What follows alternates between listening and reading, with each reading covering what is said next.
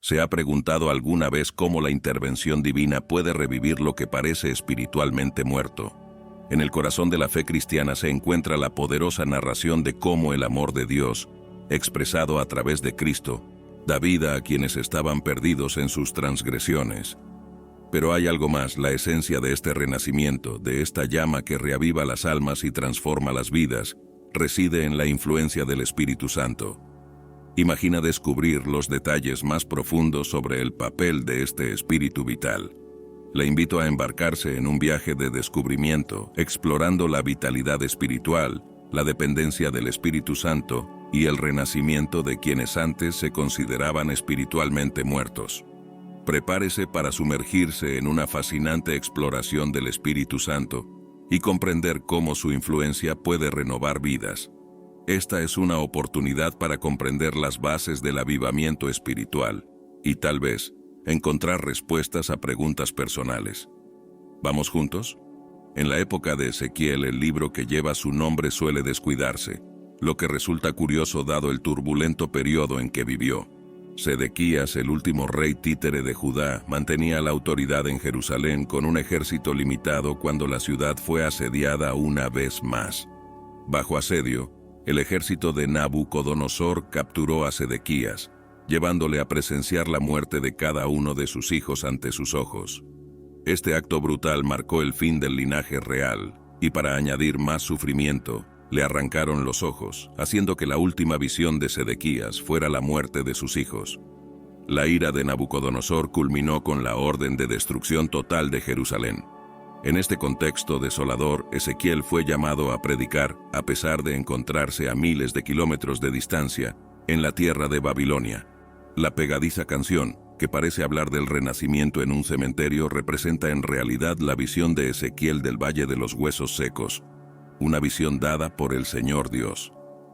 Esta visión pretendía proporcionar una esperanza desesperadamente necesaria al pueblo elegido, que estaba cautivo en la lejana y exótica Babilonia como resultado de su propia maldad.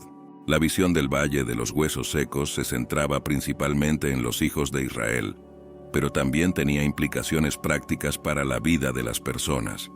Ezequiel 37, 1-2 describe vívidamente cómo fue colocado en un valle lleno de huesos secos por el Señor, indicando la larga estancia de esos huesos en el lugar.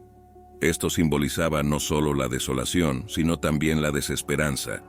Esta imagen sirve de advertencia para que no dejemos que nuestros hogares se conviertan en un montón de huesos secos, resultado de desatender las palabras y los principios divinos.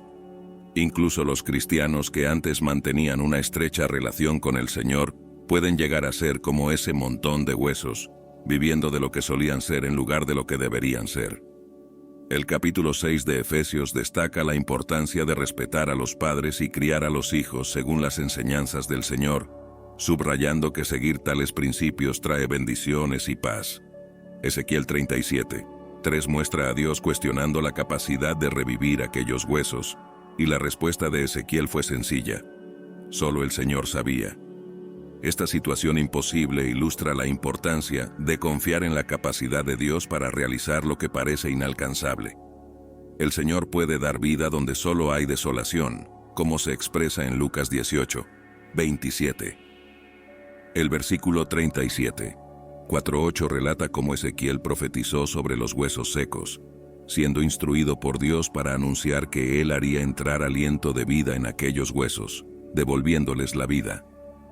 Esta narración pone de relieve el poder de la palabra de Dios, que es viva y eficaz, capaz de transformar lo que está muerto en algo vivo y lleno de potencial, como se menciona en Hebreos 4:12 y Romanos 10:17.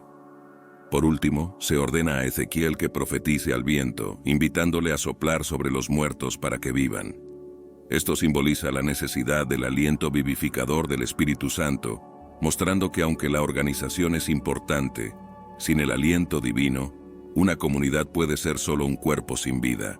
Este relato es poderoso, no solo en su contexto histórico, sino también como lección intemporal sobre la restauración por la palabra de Dios y el papel vital del Espíritu Divino en la vida espiritual de las personas. Ezequiel recibió orientación directa de Dios para predicar a los vientos, al espíritu, a la vitalidad. Estaba impregnado de la conciencia de que todo lo que hacen las personas es en vano si no está presente el Espíritu Santo.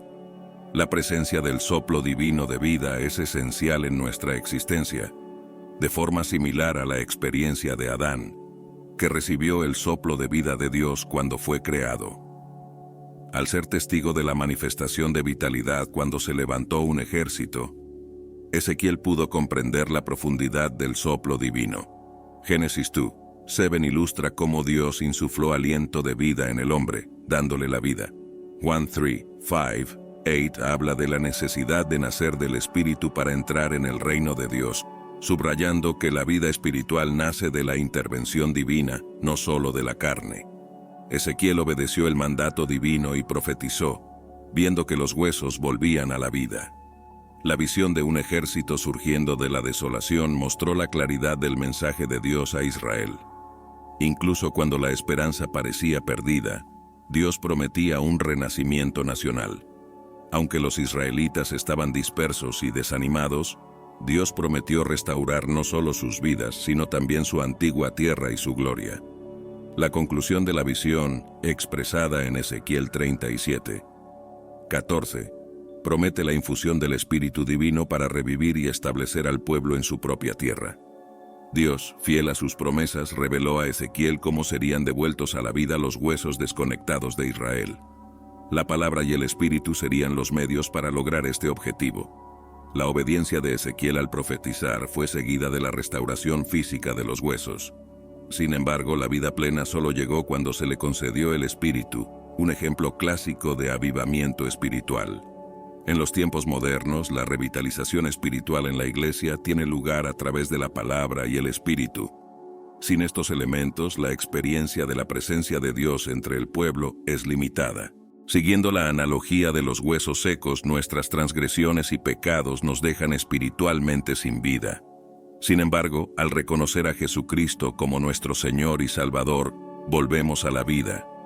Al igual que los huesos secos revivieron gracias a la palabra y al Espíritu, nuestra vida espiritual se restaura y revitaliza por la fe en Cristo. Ciertamente es esencial compartir este mensaje de esperanza con quienes, a causa de sus transgresiones, siguen espiritualmente inertes. Difundir la palabra reconociendo nuestra dependencia del Espíritu Santo puede ser el catalizador para ser testigos de un renacimiento transformador, incluso en situaciones difíciles. En Efesios 2:1 se subraya cómo fuimos revividos cuando antes estábamos muertos en nuestros delitos y pecados, mientras que en Romanos 5:8 se destaca el amor de Dios al enviarnos a Cristo incluso cuando éramos pecadores. Espero que esta historia haya despertado en ti la misma curiosidad y fascinación que experimenté yo. Comparte tus reflexiones, dudas o descubrimientos en los comentarios de abajo. Construyamos una conversación enriquecedora sobre cómo el Espíritu Santo vigoriza nuestra fe y aporta renovación espiritual.